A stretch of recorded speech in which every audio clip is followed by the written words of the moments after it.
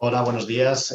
Soy Pedro Marinarena, vicepresidente de la plataforma de edificación Passive House, y es para mí un placer acompañaros en esta jornada institucional y, bueno, ahora intentar moderar el debate. Para nosotros la conferencia es un acto muy importante a lo largo del año y no lo es menos, diría que lo es mucho más la parte de la conferencia institucional, ¿no? Porque tenemos muy claro que es aquí donde radica la mayor capacidad de acción y de transformación. Y en eso en PEP, a pesar de que defendemos los edificios pasivos, pues somos muy, muy activos, ¿no? Nos acompañan 5 de los 6 ponentes que habéis tenido la oportunidad de escuchar. Hemos tenido 6 ponencias en las que yo creo que se ha hablado en todas de Passive House, nombrándolo o sin nombrarlo. Entraremos en ello en el debate. Están con nosotros Verónica Villagrasa, directora general de Vivienda y Rehabilitación del Gobierno de Aragón, Fernando García Mozos, del IDAE. Está con nosotros también Cecilia Ugoni, que nos ha hablado de los ecobonus en Italia, y está con nosotros José Antonio Carrillo, que es el director general de Vivienda y Urbanismo de Castilla-La Mancha. Y también está con nosotros pues, Bruno Gutiérrez Cuevas, pues, presidente de la plataforma. Y no nos ha podido acompañar, en este caso, Iñaki Carnicero, que es el director de Agenda Urbana, pues paradójicamente, pues por cuestiones de agenda, entendemos que también urbana. Y digo paradójicamente porque, bueno, no deja de ser una paradoja que en la agenda urbana no haya un hueco para Passive House. Pero seguiremos en contacto con Iñaki y, bueno, empezamos con el debate. Antes de nada, pues como muchas veces la actualidad nos supera, sí que nos gustaría hablar sobre un estudio que hemos presentado la semana pasada, que lo hemos hecho público, un estudio que hemos desarrollado durante los 2 últimos años sobre el estado de la calidad ambiental en los centros educativos. Esta jornada está hablando de rehabilitación y a la vista de este estudio, pues seguramente también en los colegios deberíamos de actuar. Así que, sin más, cedo la palabra a Bruno Gutiérrez para que nos cuente un poco cuál es el estado de los colegios, si los colegios españoles aprueban o suspenden. Muchas gracias, Pedro. Efectivamente, por la semana pasada presentamos este informe en una rueda de prensa. Hemos visto que se han hecho eco muchos medios de comunicación, ¿no?, de la noticia. Supongo que ya a estas alturas todos conocéis el resultado, ¿no?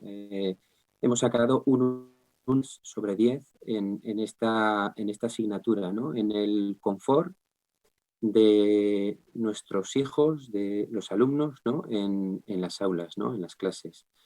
Entonces, es un estudio que, como algunos conocéis, pues se ha hecho en casi medio centenar de colegios a lo largo de toda la geografía española. Más de 700.000 datos validados para esto, ¿no? Y bueno, pues lo que se ha medido es confort. El confort se ha medido en cuanto a las temperaturas y en cuanto a la humedad relativa y también en la concentración de CO2, ¿no? Que tiene que ver con la ventilación. Una nota muy mala y sobre todo ahora, en este momento en el que estamos inmersos, ¿no?, en esta pandemia y donde estamos viendo o se está subrayando ahora la importancia que tiene la ventilación no solo en los colegios, no solo en las aulas, sino en todos los edificios en los que convivimos con más personas, ¿no? Entonces, bueno, tendréis oportunidad de conocer esta charla, este informe, en una presentación que haremos el día 29. Bien, pues como veis, esto casi nos podría dar para un monográfico, no es baladí, o sea, la situación en la que se encuentran los centros escolares. Quiero también deciros a todos los que nos estéis escuchando que podéis hacer preguntas, podéis lanzarnos preguntas en el chat que intentaremos luego trasladar a los ponentes.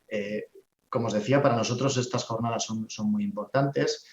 Realmente muchas veces lo comentamos en la Junta que no sé, que nos parece que algo no estamos haciendo bien, ¿no? Porque no somos capaces de explicarnos en ocasiones, ¿no?, la capacidad de transformación que tiene la administración, ¿no? ¿Qué podríamos llegar a hacer si nos lo proponemos realmente, ¿no? Y por eso, antes de entrar con el resto de ponentes, pues no sé, a mí sí que me gustaría preguntarle a Bruno qué ocurriría si, hablando de rehabilitación, rehabilitamos todas las viviendas de este país en estándar Passive House.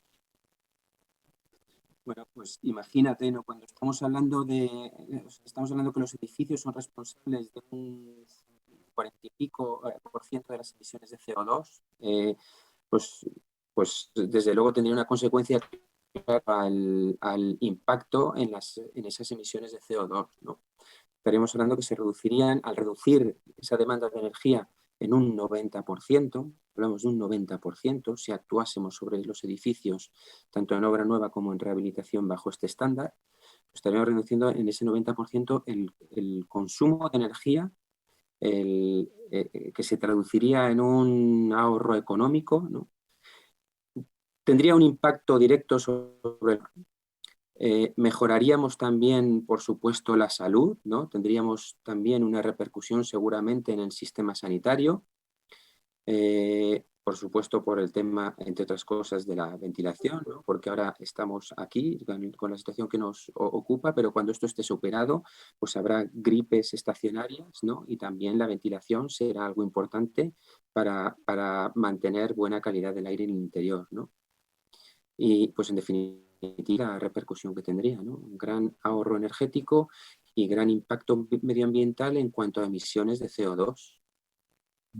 Vale, yo creo que lo que nosotros nos solemos plantear es, ¿no?, que realmente a esto, si preguntamos, ¿no?, seguramente todos levantaremos la mano, ¿no?, y todos pediremos que queremos, ¿no?, llegar a esto, ¿no? Y me adelanto ¿no?, a muchas preguntas que seguramente están surgiendo, es decir, ¿cuánto nos costaría? ¿Qué coste económico tiene esto, puede llegar a tener? Pues en obra nueva estaríamos hablando entre un 1 y un 5% y en rehabilitación podríamos hablar entre un 5 y un 10%, ¿no? Con lo cual, todo ello con un retorno pues muy rápido, ya digo, no solo económico, sino en confort y en salud. Bueno, esto que se me hace raro preguntarle esta cosa a Bruno, porque lógicamente ya podéis comprender que estamos muy alineados. Además, le he hecho una pregunta que a mí no me gusta hacer, que cuál es el coste de construir Passive House, porque creo que en ocasiones es nulo, ¿no? A nosotros también nos gusta hacer otra pregunta, que es cuál es el coste de no hacerlo. ¿Cuál es el coste económico? Porque estamos destinando muchos recursos a gasto ordinario cuando podíamos destinarlo a inversión. ¿Cuál es el coste social y cuál es el coste medioambiental, ¿no? Estas yo creo que son las preguntas que nos tenemos que hacer y que nos deben ayudar a tomar decisiones. Y bueno, entramos ya en materia con los ponentes. Me gustaría empezar con Verónica Villagrasa, ¿no?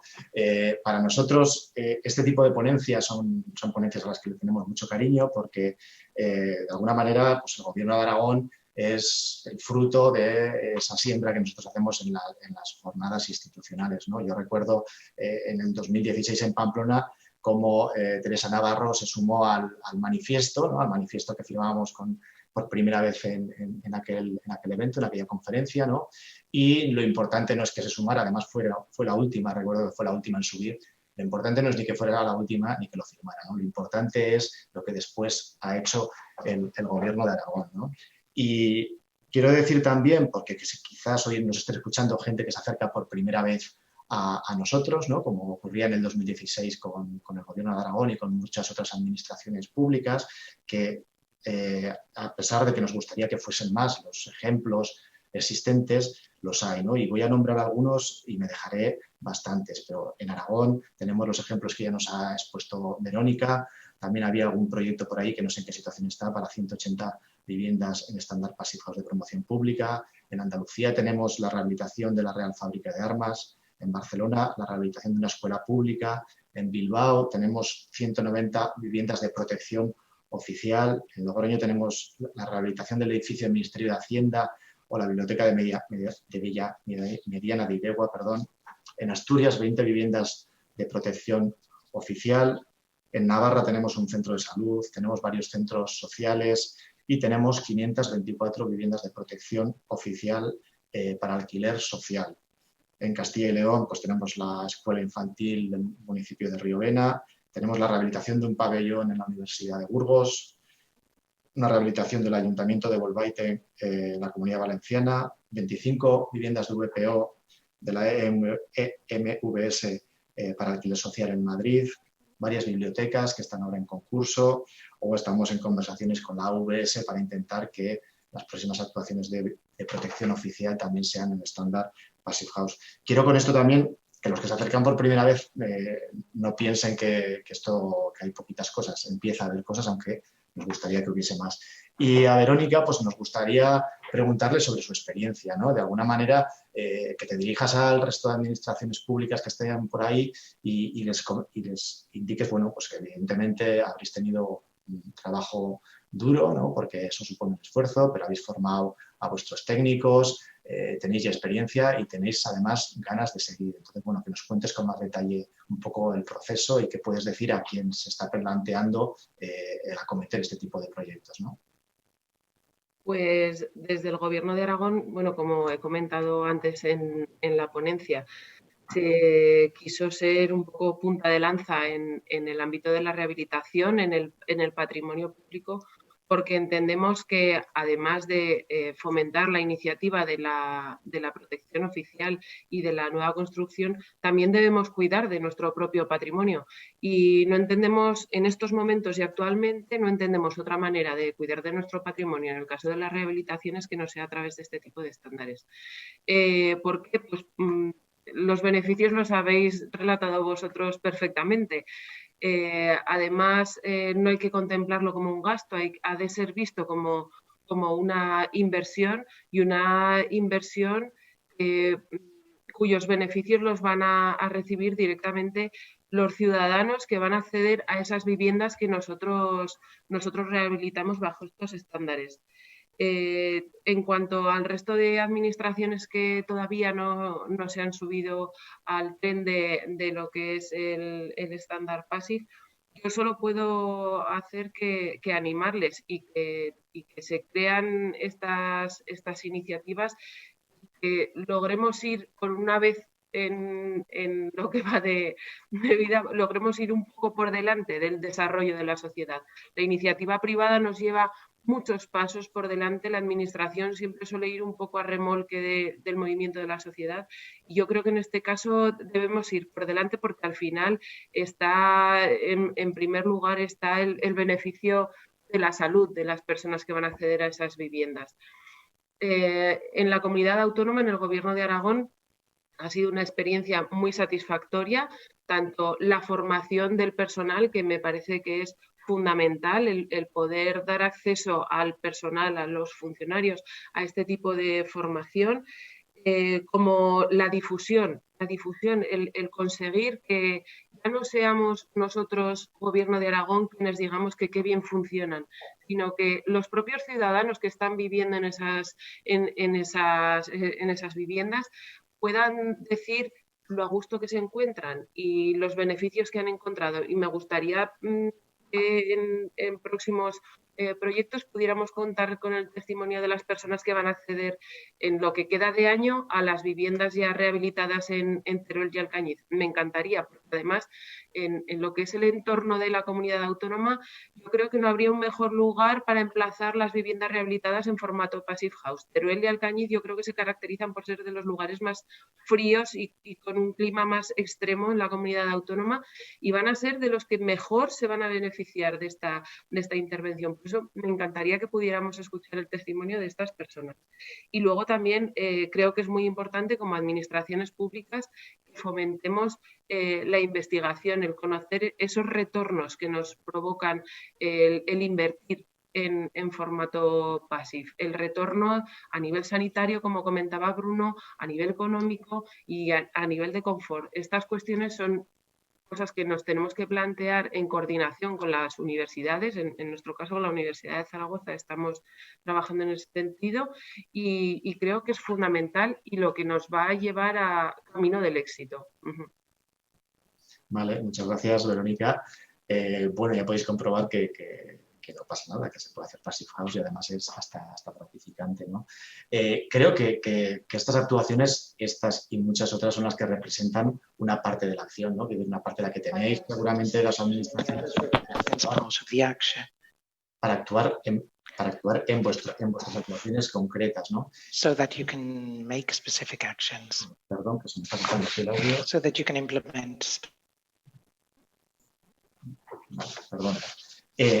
Y luego sí que me gustaría pasar a otras, ¿no? Es decir, hemos tenido 2 ponencias muy concretas, ¿no? La de Fernando García y la de Cecilia Ogoni, en la que ya hablamos de cómo podemos ayudar a terceras personas, es decir, a operaciones de rehabilitación. Creo que esta primera está clara, que la administración podéis y debéis, creo yo, ejecutar en vuestro patrimonio este tipo de actuaciones. Y la otra es ver cuáles son las herramientas más eficaces para conseguir que esto también lo podamos hacer, ¿no? Los ciudadanos de a pie cuando rehabilitamos nuestros edificios, ¿no? Y en ese sentido, pues hemos visto dos planteamientos, ¿no? El planteamiento que tenemos en España con el IDAE y hemos visto una alternativa, ¿no? Para nosotros novedosa, que es la de los ecobonus. Entonces, me gustaría un poco tratar un poco este tema, ¿no? Hombre, a Fernando, bueno, es decir, evidentemente el IDAE, el plan PARER supuso una gran ayuda. Yo esto lo hemos comentado muchas veces en las reuniones que hemos tenido con vosotros, ¿no? Que seguramente nadie sabía lo que era un SATE hasta que no se financiaron actuaciones globales de envolvente, ¿no? Y que vosotros también tenéis una gran capacidad, que en el momento en que financiéis determinadas soluciones, digamos que lleváis hacia ahí el sector, ¿no? Y que en ese sentido depende cómo incentivemos, pues tendremos también las soluciones, ¿no? Y me gustaría preguntarte cómo ves este nuevo plan, ¿no? Que además delega en comunidades autónomas, ¿no? Si realmente hemos evolucionado, o si es un plan PARER con algunas peculiaridades que va a ser efectivo o que no lo va a ser, ¿no? Y en paralelo también un poco con lo que has escuchado de los ecobonus, ¿no? Ver si sería viable en España un sistema de los ecobonus, si nos daría también más capacidad de acción, ¿no? Porque creo recordar que el PARER el PRE son 300 millones de euros y Cecilia nos hablaba de 3.300 millones al año en Italia, ¿no? Prácticamente 10 veces más. No sé, cuéntanos, Fernando, ¿cuál es tu opinión? Pues nuestra experiencia con el PARER pues, ha sido muy, muy importante. La verdad es que nos ha servido para conocer el sector, para saber la problemática, para saber las demandas que puede haber en cada diferente comunidad autónoma y entendemos que el PRE se adapta mucho mejor aún que el PARER porque vamos a dar flexibilidad a cada comunidad autónoma de potenciar aquellas soluciones que puedan tener más éxito dentro de la problemática de su comunidad autónoma, del tipo de solicitante de ayuda, de la tipología de edificio, vivienda unifamiliar, en bloque, comunidades de propietarios o cualquier tipo de agente, ayuntamientos. Está muy, muy abierto el PRE y ahora son las comunidades autónomas quienes tienen que adaptarlo dentro de las bases del Real Decreto, adaptarlo a su problemática. Entendemos que esa adaptación va a hacer que tenga más éxito, que ha podido tener un PARER que es a nivel de Estado sin ninguna particularidad específica para cada una, ¿no? Entendemos que va a tener más éxito y va a movilizar el sector. Espero que las convocatorias salgan lo antes posible porque los plazos ya sabemos que eso es otro problema, también encajar las obras con los plazos. Las obras de construcción no son fáciles, hay que tomar la iniciativa, hay que moverlas, presentar proyectos, mover licencias y tiene una inercia bastante grande, ejecutar obras, acabarlas, pagarlas, bueno, todo eso es necesario para después poder recibir esa subvención. Entonces, bueno, hay que moverse rápido y entendemos que el mercado se moverá y esperemos que tenga todo el éxito posible. Y con respecto al ecobonus, pues evidentemente entendemos que solo con subvención no se mueve un sector. El sector se arranca con la subvención, pero necesitamos otras herramientas económicas que activen y que esto vaya por sí solo para si queremos conseguir todos los objetivos que nos marcamos en el PNIEC, con el 1.200.000 viviendas antes de 2030 y todos los objetivos que se están marcando en la estrategia de rehabilitación energética de edificios 2020.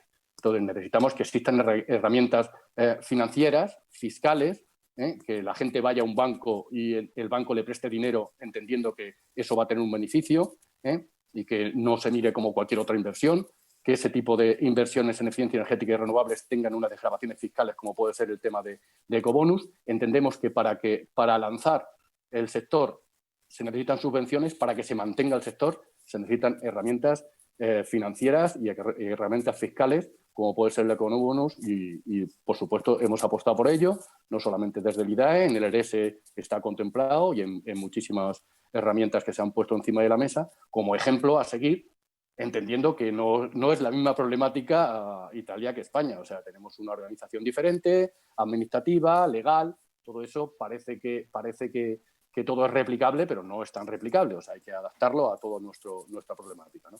Pero bueno, entiendo que es la única manera de que esto siga en marcha y se consigan los objetivos tan ambiciosos que se han puesto sobre el papel. La subvención no puede mantenerse en el tiempo y no puede ser la única solución.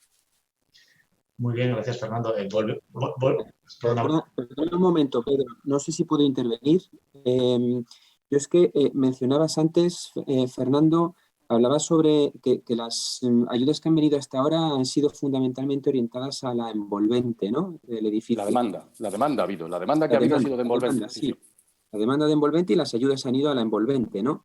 Entonces, lo que se está viendo en muchos casos, estos edificios en los que solo se y no se ha trabajado la ventilación, por ejemplo, están saliendo casos de condensaciones y patologías en los edificios, ¿no?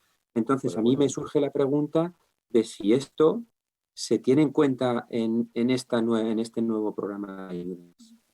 Hombre, vamos a ver, la demanda, aunque nosotros en la línea de ayuda se podía elegir cualquier tipo de solución de actuación sobre el edificio, la demanda mayoritaria ha sido el SATE. Pero tengo que decirte que en ciertas zonas climatológicas de España se ha apostado por el muro cortina, o sea, que se tiene en cuenta todo ese tipo de problemáticas de condensaciones. Entendemos que los técnicos y los arquitectos que diseñan las rehabilitaciones de envolvente no van a pretender generar un problema nuevo. Entendemos que todo eso lo han tenido en cuenta en función de la climatología, de las humedades relativas y todo esto. Eso es lo que espero. Evidentemente... No es, Fernando, y de hecho, yo creo que aquí el kit está en que quizás las ayudas no tengan que ir solo, o sea, que igual no estaban del todo bien planteadas en un principio, ¿no? Una ayuda que pretende darse solo a un envolvente igual no es suficiente, ¿no? Igual hay que ser más ambicioso. No me he explicado bien. La ayuda no era solo la envolvente, el proyecto podía ser integral. Podían presentar un proyecto de envolvente, de mejora de la calefacción, de ventilación, lo pueden presentar, pero la demanda que ha habido ha sido exclusivamente de la envolvente, aunque tenían posibilidades de presentar actuaciones integrales sobre el edificio. ¿Y el por qué es eso? Pues porque realmente el sector empresarial de la construcción está totalmente atomizado. Hay empresas que solamente se dedican a envolvente, otras que solo se dedican a calefacción y climatización, otras que solamente se dedican a renovables. No existen en España, lamentablemente, empresas que presenten soluciones integradoras a su cliente edificio, que le permita solucionar todo al mismo tiempo y de una manera racional. Vale. Bueno, Cecilia, y un poco en torno a esto del ecobonus y demás, vuestra experiencia, no sé, por apoyar o por contrastar con Fernando lo que nos comenta, o sea, ¿cuál ha sido vuestra experiencia del ecobonus? ¿Qué recorrido le veis? Bueno, yo comentaba antes, ¿no? No sé si esas 10 veces más de inversión en Italia, bueno, es por otras circunstancias, si esta herramienta da más capacidad de acción. Bueno, no sé, cuéntanos un poco cómo ha sido la experiencia por allí. Bueno, quería poner una premisa que estoy, en Italia, pese a que llevamos con el ecobonus muchos años, tenemos la misma limitación en el sector industrial. Quiero decir que las empresas están atomizadas, exactamente como decía Fernando, y mi opinión, también como empresaria de la construcción, es que la rehabilitación energética es un nuevo sector industrial y donde puede confluir gran parte del sector de la construcción que está en crisis. Pero para hacer eso necesitamos ayudar, entre comillas, a este sector a renovarse y a adaptarse y a crear servicios específicos para lo que es un nuevo mercado que se abrirá y que tiene mucho recorrido, más allá de las subvenciones, de las ayudas, de las detracciones fiscales, que claro que en este momento las estamos poniendo encima de la mesa en toda Europa, también por la situación muy específica que estamos viviendo y porque tenemos que arrancar este sector, que ahora, bueno, en estos últimos años ha padecido una total ausencia de demanda, ¿no? Porque la gente cambiaba las ventanas porque las nuevas son más bonitas, pero el tema del ahorro energético y de la adaptación a las nuevas necesidades de las viviendas, pues era muy secundario, claro. Entonces tenemos que generar una demanda y también generar una oferta. Y esto es un tema, yo creo, a nivel político de grandísima importancia.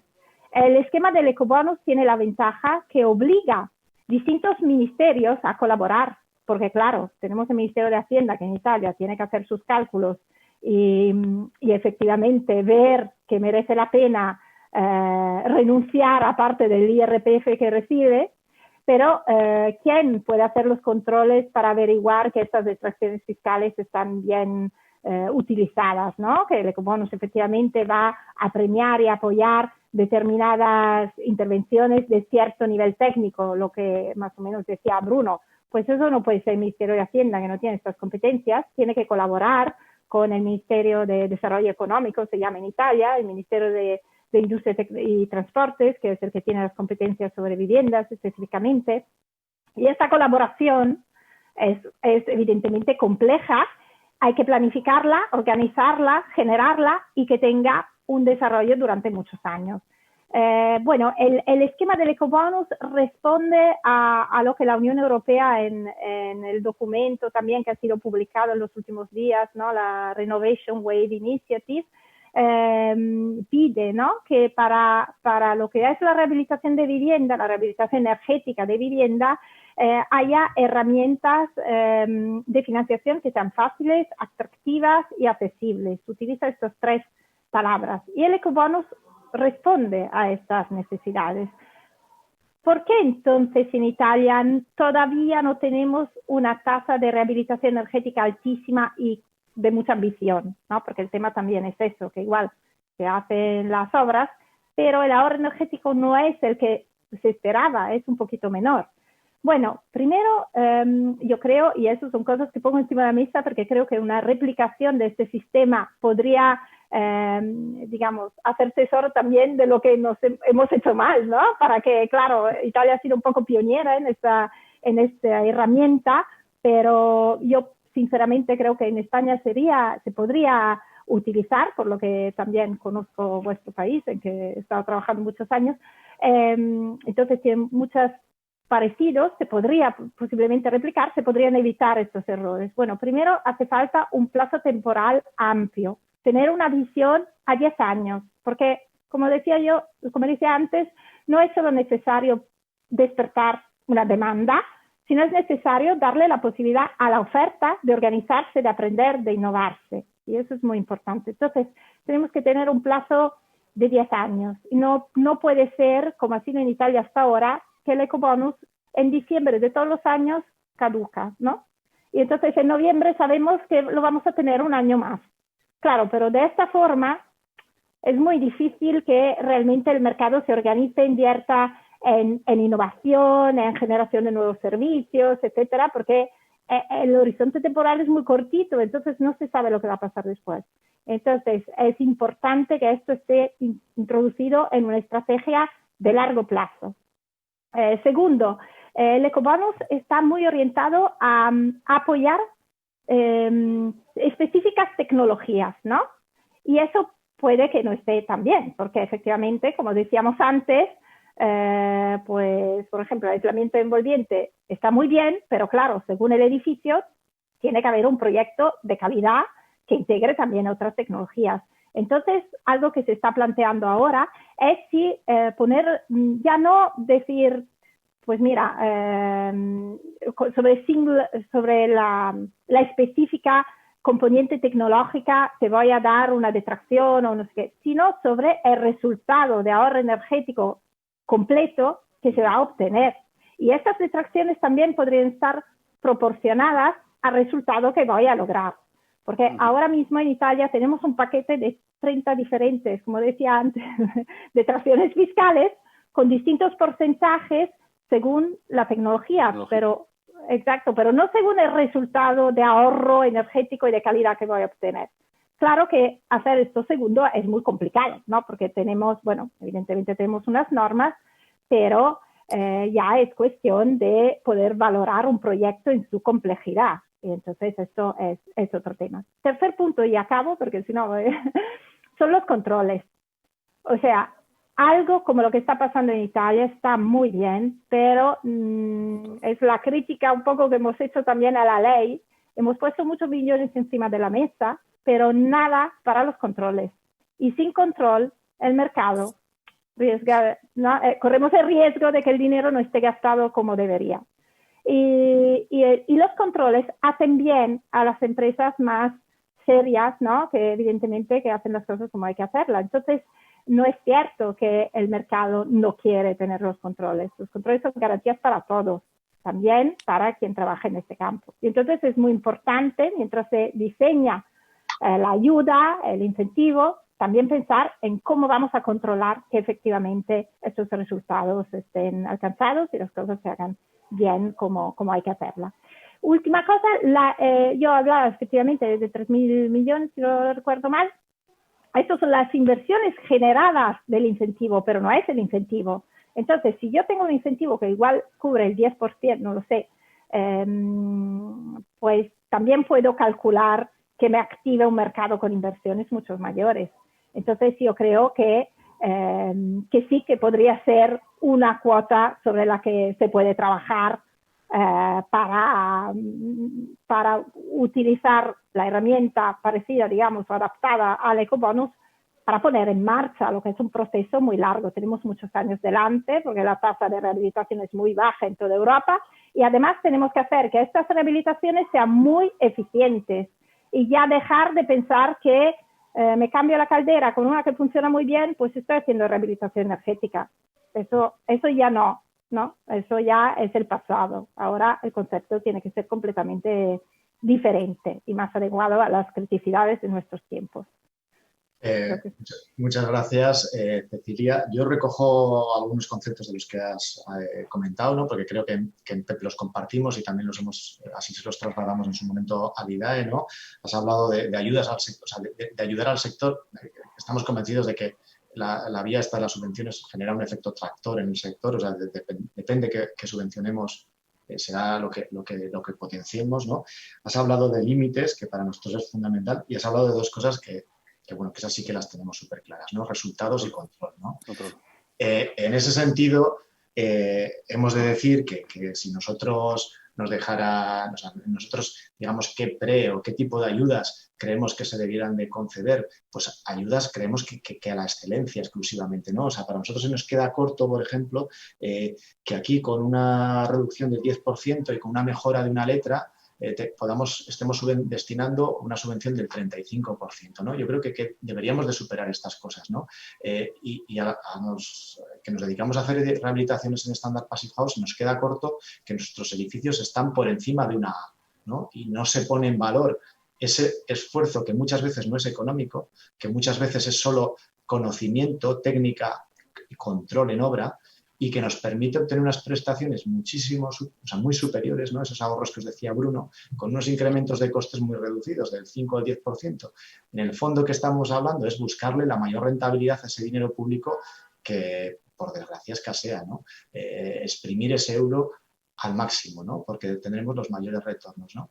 Y esa es una demanda que nosotros siempre hemos planteado para Vidae con el PRE y que nos preocupa como asociación con las ayudas que vengan de Europa para reactivar la economía y demás. O sea, pensamos que no hay que activar la economía en los términos que ya la tenemos, sino que hay que primar por la excelencia. Y en ese sentido vemos que Passive House, nosotros no encontramos otro estándar más exigentes y con mayor prestaciones, ¿no? Y esto es un poco lo que ponemos encima de la mesa, Fernando. Yo no sé qué opinas. Ya sé que al final hay siempre un criterio pero nosotros lo que vemos es que con 300 millones podemos hacer un tipo de obra, un tipo de rehabilitaciones, y con los mismos 300 millones podríamos hacer otro tipo de obra que tendría unas prestaciones completamente distintas. Igual me dirás que haremos alguna obra menos, sí, pues igual un 5% menos de obra o un 10%, vamos a poner, pero es que no tiene nada que ver el resultado, ¿no?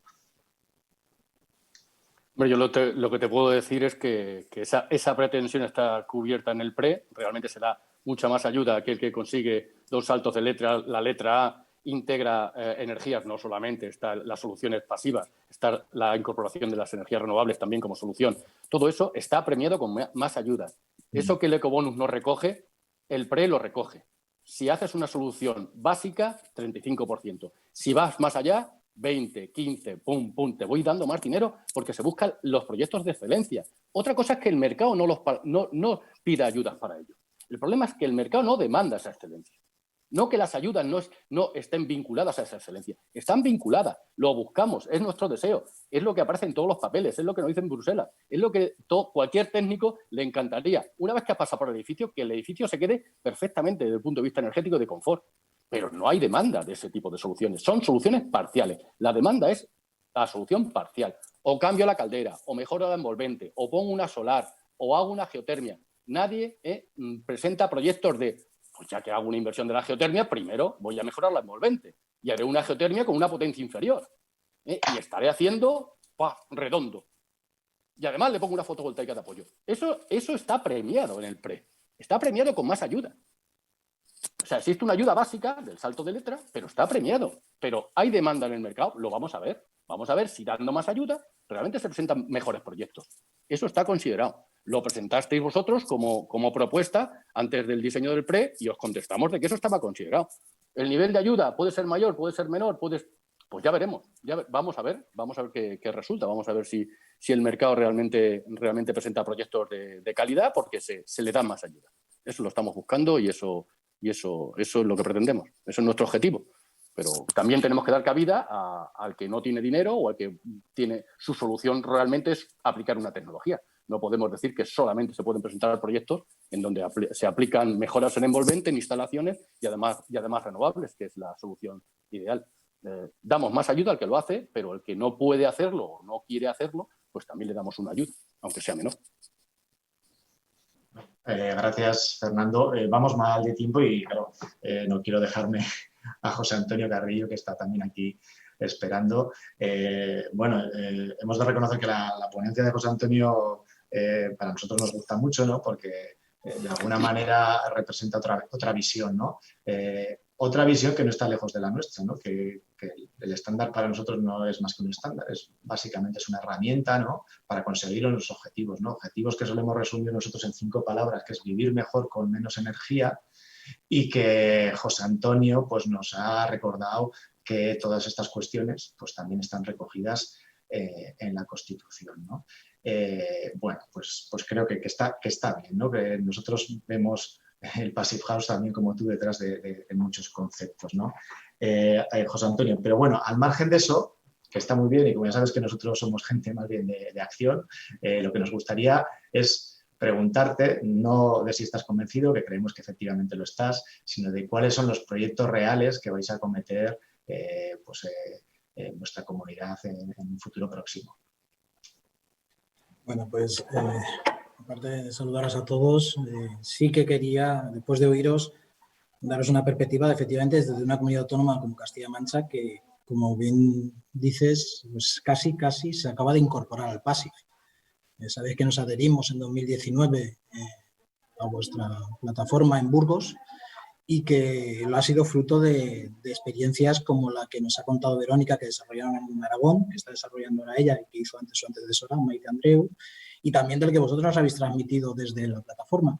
Pero de todo lo que habéis dicho, me he quedado con muchas herramientas, algunas de ellas incluso eran nuevas para mí y creo que son muy útiles, pero creo que hemos hablado mucho del cómo. Y si me permitís, desde una comunidad autónoma que, como digo, acaba de incorporarse, la cuestión es que hay mucha gente que no sabe ni qué es el qué ni el quién. Es decir, aquí estamos hablando de PASIF y el labor que ha comentado también Verónica del boca a boca, de que esos vecinos que ya disfrutan del PASIF la conozcan y le den difusión, creo que es fundamental.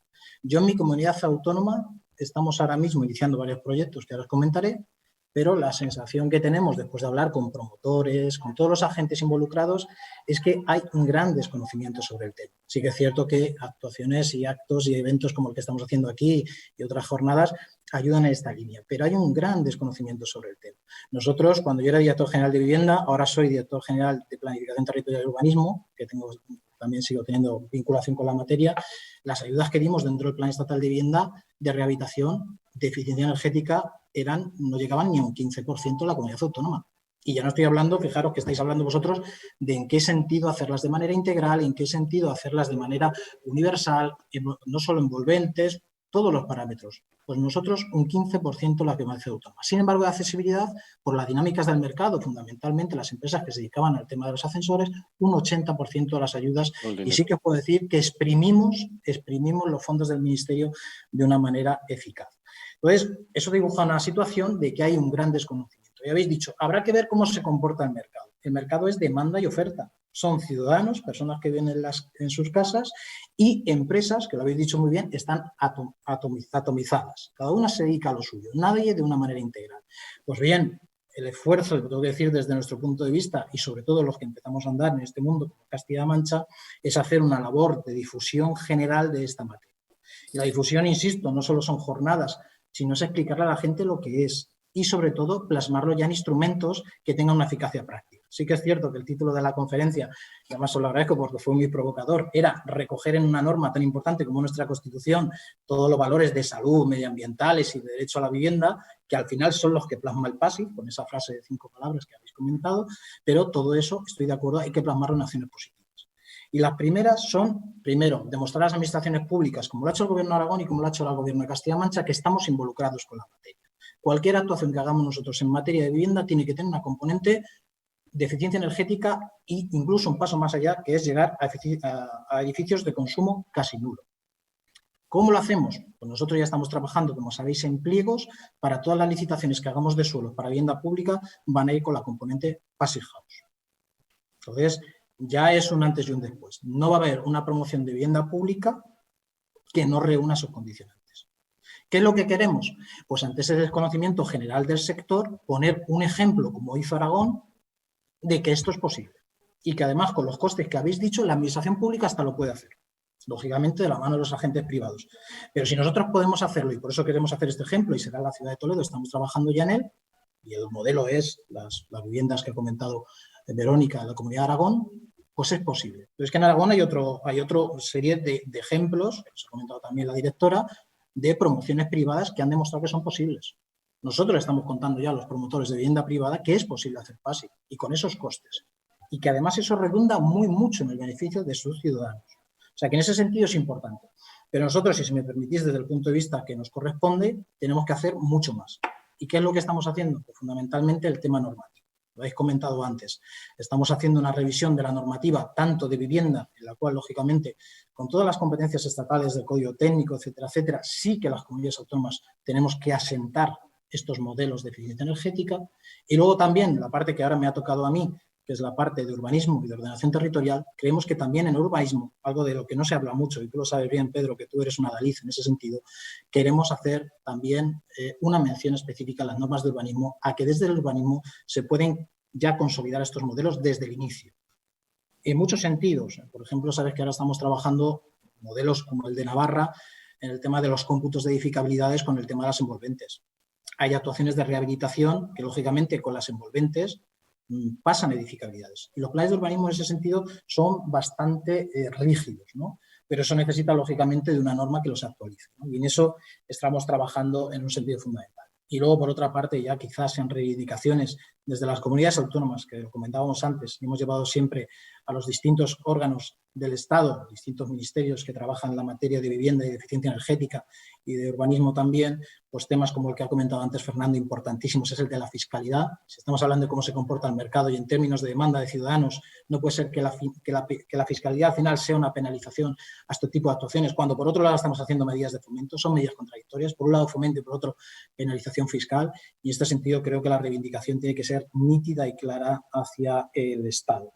Y luego, fundamentalmente, pues en cualquier caso, pues reconocer, y eso sí que también lo hemos llevado en gala desde Castilla-La Mancha, en mi anterior etapa como director general de vivienda, que más allá de las ayudas de los planes, sobre todo hablo del Plan Estatal de Vivienda, que es el que más trabajamos nosotros la pasada legislatura, estos edificios de consumo casi nulo tienen que tener una especialidad en las ayudas a rehabilitación. No puede ser que no se reconozcan de una manera expresa. Es cierto que cualquier mejora de eficiencia energética es importante. La progresividad de las ayudas, como ha comentado antes Fernando con el IDAE, que ya lo hace, son también importantes, pero lógicamente se tiene que primar mucho esa excelencia, que al final es la meta a la que todos tenemos que llegar, un camino que lógicamente hay que recorrer, que es los edificios de consumo casi nulo. Como veis, una pluralidad de medidas, pero bueno, en cualquier caso, como digo, Castilla-La Mancha está iniciando este camino y lo que sí hay que agradecer pues, a otras comunidades autónomas que nos han llevado de la mano, nos han ayudado mucho. Verónica, gracias, y también pues, a vosotros como plataforma. Vale, muchas gracias, José Antonio. Bueno, vamos un poquito pasados de tiempo.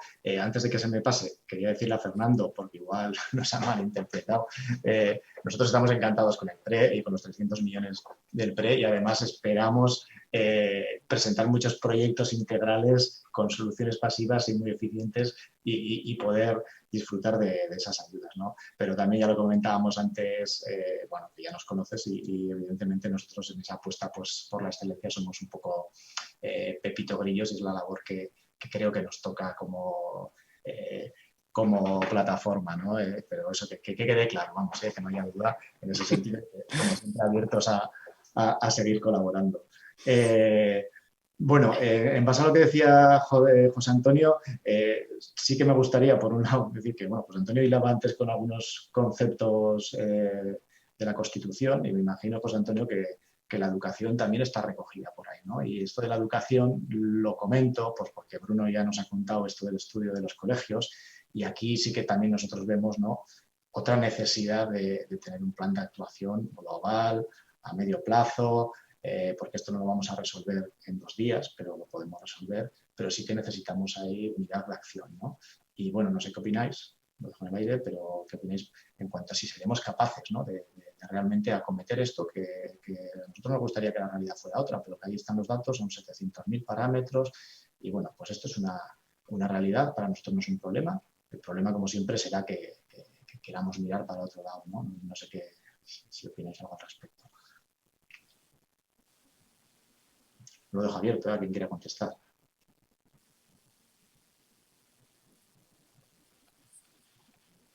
A ver. ¿Me habéis escuchado o ha habido un corte?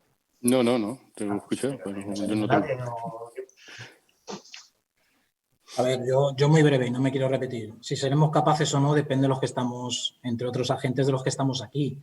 Nosotros hemos iniciado el camino. Lo que sí que también es cierto, y lo tengo que decir porque no todo es bonito en este mundo, es que hemos encontrado cierta incredulidad, sobre todo en agentes productivos, ante un modelo que lógicamente es totalmente novedoso en nuestra región y que pues todavía necesita de asentamiento. Sí que es verdad que el tema del coste, que lo habéis comentado antes, es la primera cuestión que nos sacan estos promotores, ¿no?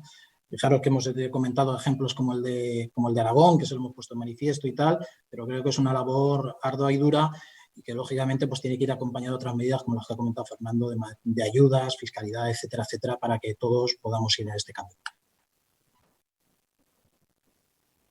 Sí, yo simplemente por añadir un poquito más y en la línea de lo que venía comentando, tradicionalmente las administraciones y hasta donde he estado viendo en esta etapa que inicié hace un poquito de tiempo, las inversiones en primer lugar se destinan a la ciudadanía y después se miran dentro.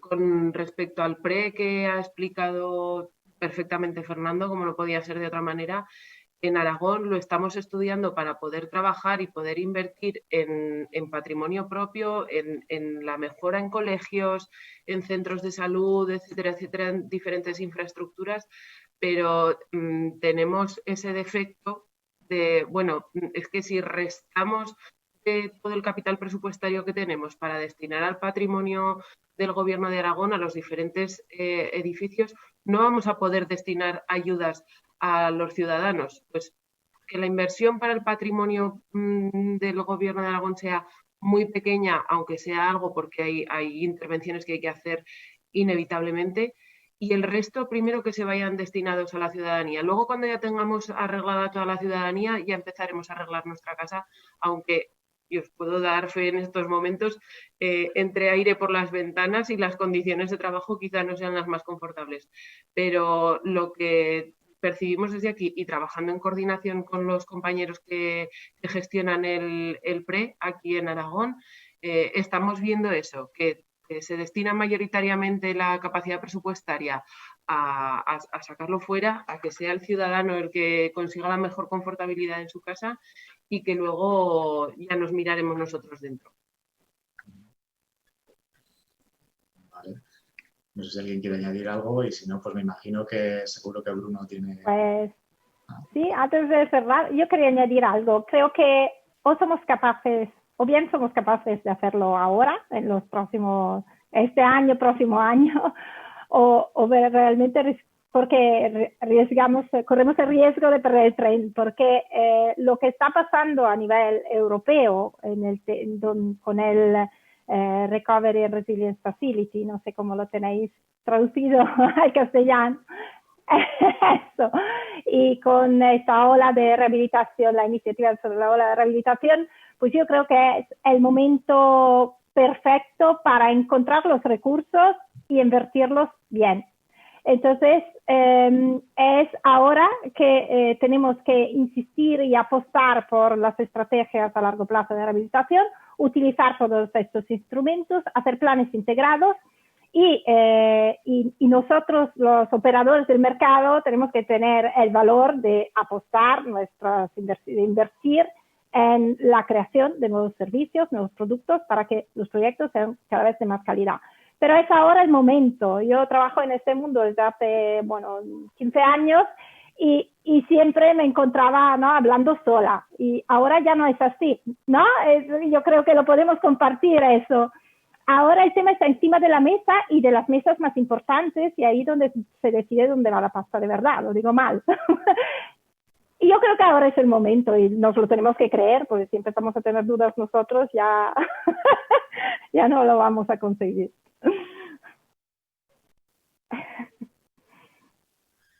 Gracias, Cecilia. Bruno, me imagino que seguro que tienes algo que comentar.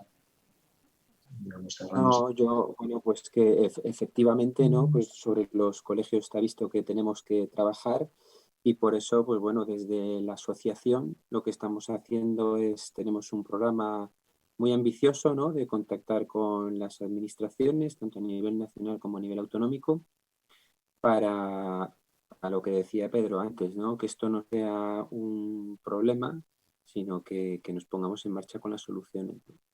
Y eso estamos preparando ahora, y en la medida que podáis echarnos una mano, pues bienvenida será, ¿no? Tanto los que estáis aquí en la mesa de ponentes, como los que nos estéis escuchando, ¿no?, detrás de vuestros portátiles o ordenadores o teléfonos, ¿no? Que de lo que se trata es de divulgar este mensaje y sobre todo poner las soluciones. Y yo creo que vamos ya un poco tarde, Pedro, de tiempo. Igual es el momento de la mesa de debate.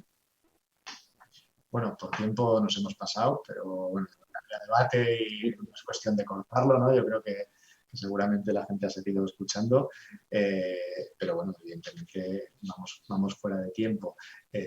Si quieres, despides, y si alguien tiene algo que decir, ya vamos tarde. Bueno, nada más, yo quería agradecer a todos, ¿no?, a todos los ponentes, por la calidad de vuestras intervenciones y por supuesto, a todos los asistentes, ¿no?, que nos escucháis. Y Pedro, cierras tú si quieres. Gracias. No, bueno, pues por lo mismo, daros las gracias a todos, absolutamente a todos. A vosotros habéis comprobado que el debate nos gusta. Nos lo creemos, estoy con Cecilia, que nos lo creemos no porque nos lo tengamos que creer, no nos lo creemos obligados, sino nos lo creemos convencidos, ¿no? Y bueno, nada, simplemente animar a todos los que nos escuchan a que inicien ese camino, ¿no? Como os digo, o sea, para nosotros Passive House, lo más feo que tiene es el nombre, para nosotros es más que un estándar, es una herramienta de transformación, y es una herramienta de transformación que va más allá de lo puramente económico, de lo puramente energético. Para nosotros en realidad es una herramienta de transformación social, ¿no? Social, económica, medioambiental, digamos que son muchas las ventajas, ¿no? Y además está amparada en cuestiones de pura física de la construcción, ¿eh? Es decir, que nosotros siempre decimos que si encontrásemos otra herramienta que funcionara mejor, pues seguramente los 800 y pico socios de PEP le cambiaríamos el nombre a la asociación. O sea, no es tanto la herramienta como el objetivo que perseguimos, ¿no? Ese objetivo que nos decía José Antonio, que está ahí, está en la Constitución, pero aunque no lo estuviese, creo que son objetivos necesarios, ¿no? Y que, por lo tanto, nosotros vemos esto como una cuestión de responsabilidad, ¿no? Y simplemente, pues nada, animaros a todos. Nosotros intentamos ser facilitadores facilitar a todas las administraciones y a todas las personas que quieren pelear por esto y luchar por esto en la medida de lo posible. Intentamos ayudar y nada, me despido y que disfrutéis del resto de la conferencia y que contéis con la plataforma para absolutamente todo lo que necesitáis. Muchas gracias. Gracias. Gracias y adiós.